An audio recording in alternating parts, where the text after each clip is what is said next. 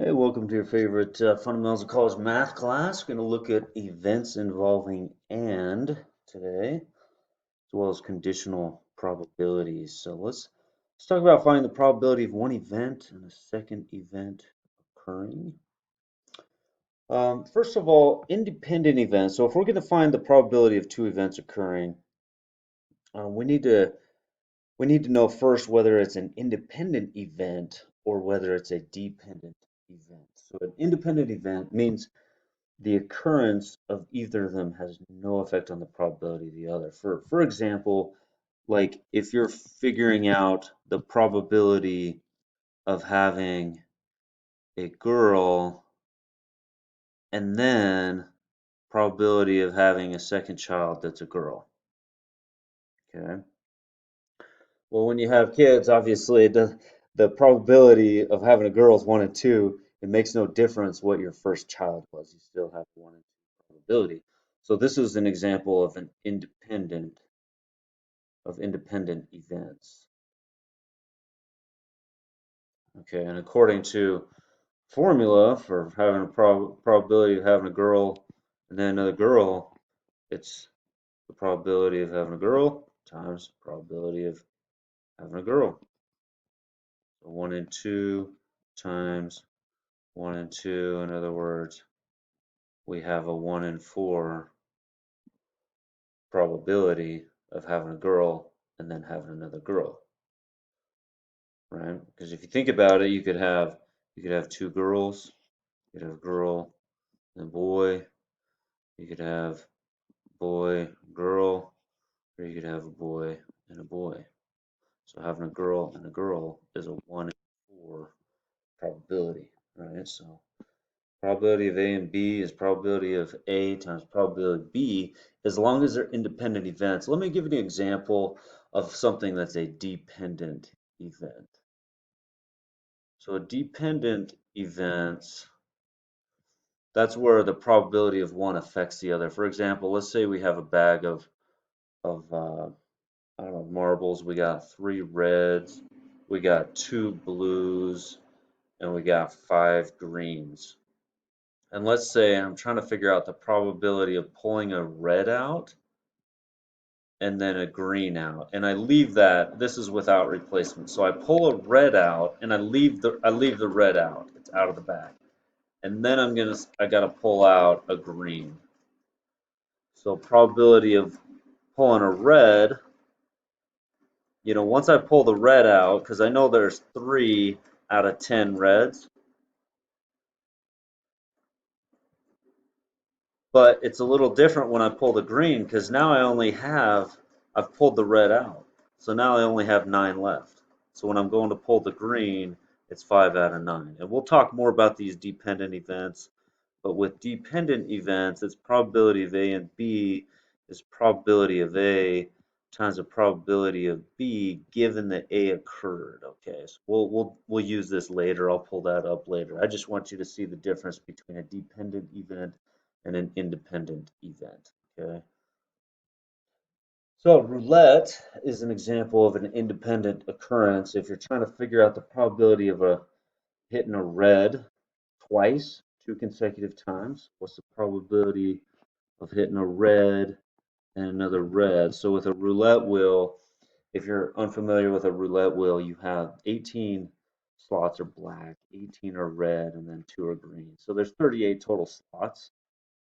Okay, so it's kind of like reaching in a bag. You got 18 red, you got 18 black, and you got 2 green. And we're supposed to pull out a red first, and then we're also supposed to pull out another red. So these are into. Oh, I'm sorry. This is not like with a bag because it would be like putting the red back. Sorry, that's a bad example. This is independent events. It's just landing on our roulette wheel, right? You're rolling it and you want it to land in one of these slots on the roulette wheel. So we are an independent event. It doesn't matter what happens on the first. It has no effect on the second roll. So probability of A and B is probability of A times the probability of B. So this is just the probability of rolling a red times the probability of rolling a red. So we got 18 red out of 38 slots. We have 18 and 38 chance of rolling a red.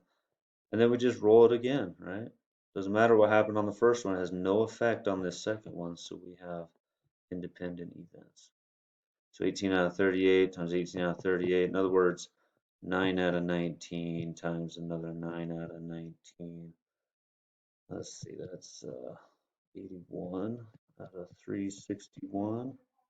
Or that's about 0.224. So it's about 22% that we get two reds in a row in roulette.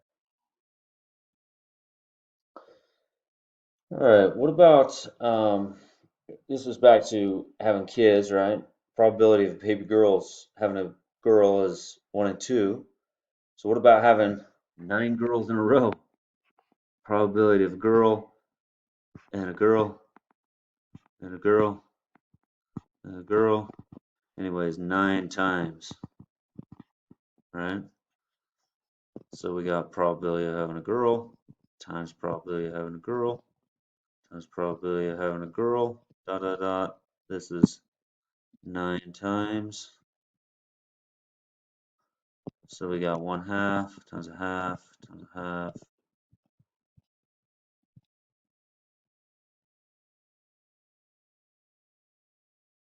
So it looks like 1/2. Whoops, that's 1/2 to the 9th is the same thing, or that's 512. Let's see here.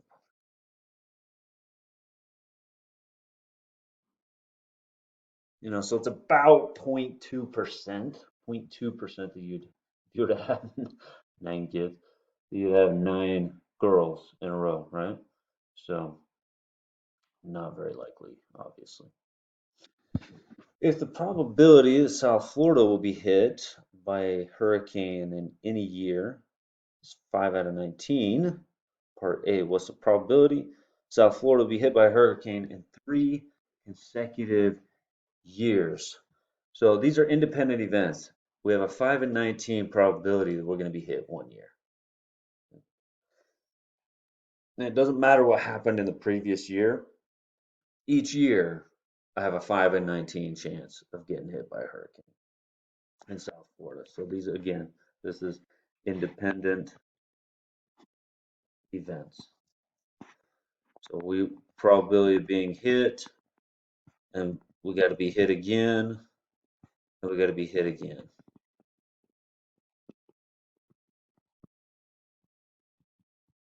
Independent events.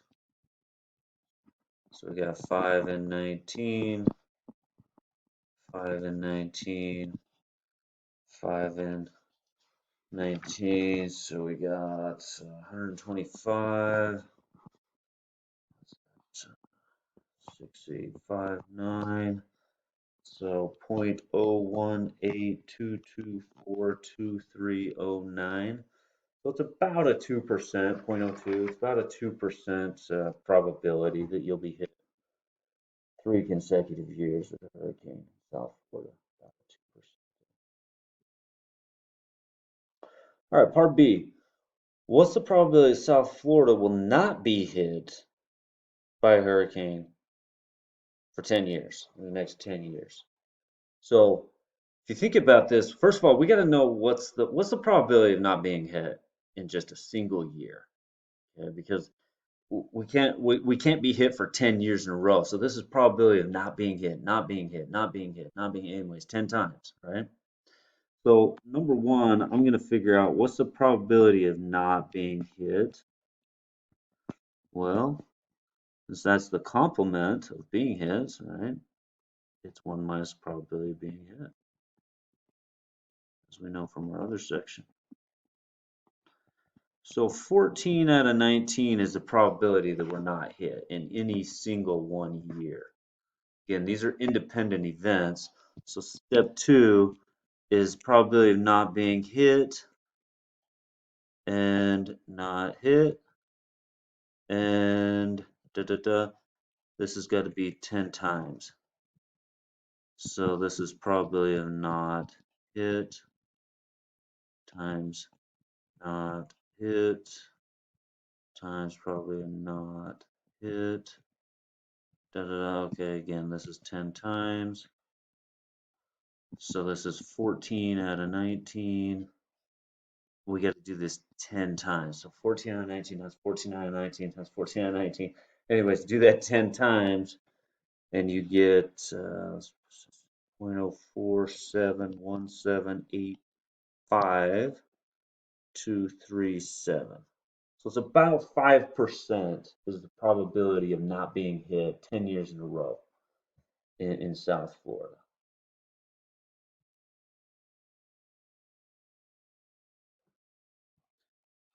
All right, dependent events. I introduced this initially early in the section here, but this is like where we had I gave the example, what was it, like three red, two blue, and five green. And if I'm pulling out of the hat, what's the probability of pulling a red and a green? Now this is without replacement. So dependent dependent event. This is dependent events because I'm going to pull a red out and I'm going to leave that red marble out and then I'm going to pull a green. So it affects the probability because I have one less marble in the bag, right? So two events are dependent. If the occurrence of one of them, pulling the red out, has an effect on the probability of the other, right? It changes our sample space, how many we have left in there, right? So the probability of A and B is the probability of A times the probability of B given A has occurred. That means given as A has occurred. Okay, given A has occurred is what that means. So this will be probability of pulling a red times probability of pulling a green given red was pulled. So first of all, what's the probability of pulling a red? Well, we got three winners, three reds. Out of it looks like there's 10 marbles in the bag. Times. Now we took the red out, right? And this is without replacement. We're leaving it out of the bag. We're not putting it back in. We're not putting that marble back in. So how many are left when we pull the green? How many are left? Because now we're down to two red, right? So we have 9 left. So what's the probability of pulling a winning green? 5 out of 9. So we got 15 out of 90. Or what's that? 5 out of 30, 1 out of 6. So the probability 0.16 repeated, so about 17% situation. Okay. All right, here's a different example of of a dependent event. So you want a free trip to Madrid, you can take two people, but 10 of your cousins appeared out of nowhere, begging you to take them. Write each cousin's name on a card, place the cards in a hat, and select one name. So you got 10 cousins in this hat. Okay. If three of your 10 cousins speak Spanish, okay, so three of these speak Spanish, but the other ones only speak English.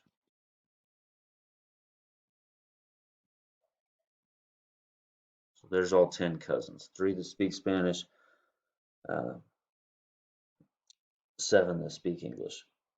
Find the probability of selecting two Spanish-speaking cousins. So we got to pull a Spanish-speaking cousin, and then we got to pull another Spanish-speaking cousin.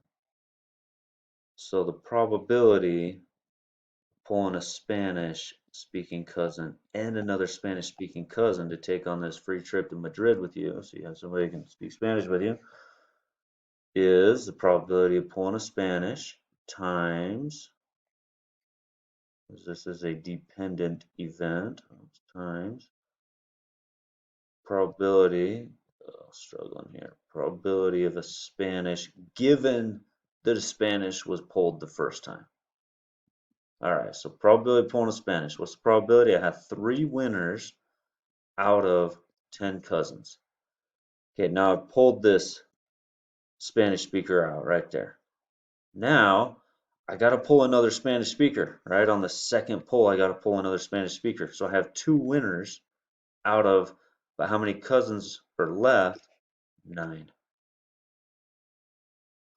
So we got 6/90ths or, excuse me, 1 in 15, which is 0.06 repeated. So it's about 7%.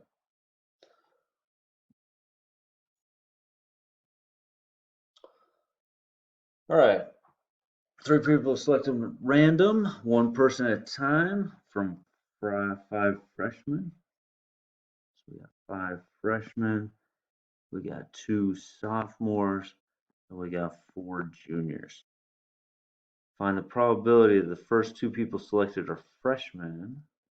So I got to pull a freshman, then I got to pull another freshman, and the third one I got to pull is a junior. So probability of a freshman and a freshman and a junior.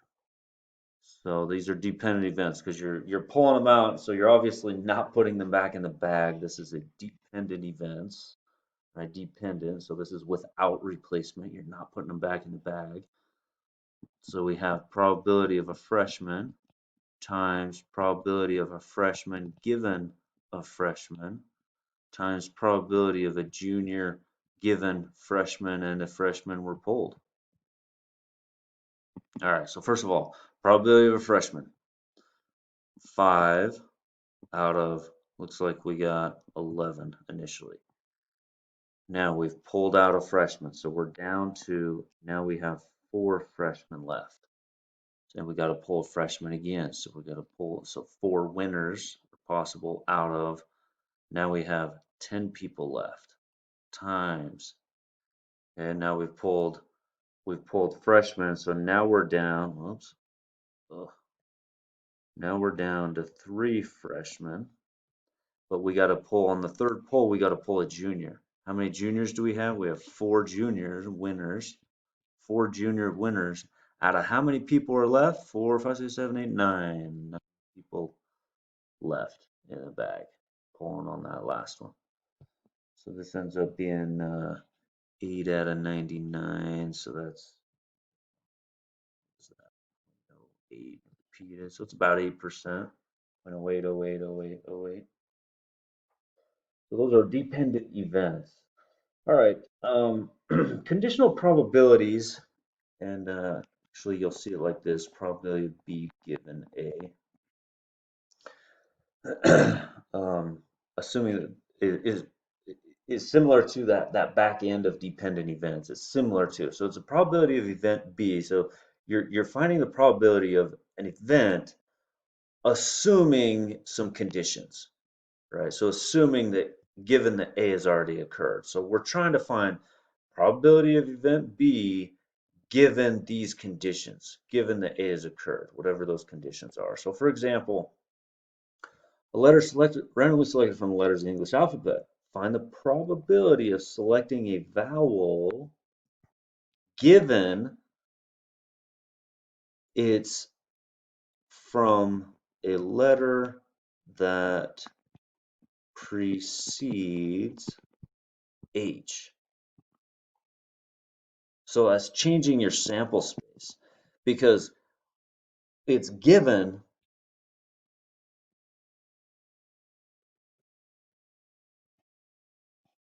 that it's a letter of the preceding H. So what's the probability of picking a vowel? So vowels, A, E, I, O, U. So how many winners are in here? It looks like A and E. So I only have 2 winners out of 7. Okay, so that's a conditional probability. We're finding the probability that I pull a vowel given that it's only from the letters preceding H. So given this conditional probability. given that this event is given to us, right? A conditional situation. We'll do another one here. These are mammography screenings on 100,000 U.S. women ages 40 to 50. Assuming these numbers are representative of all women, find the probability that a woman in this age range has positive mammogram given she does not have breast cancer. So probability that we have a positive mammogram, but it's given, so my sample space is a little different here. She does not have breast cancer equals.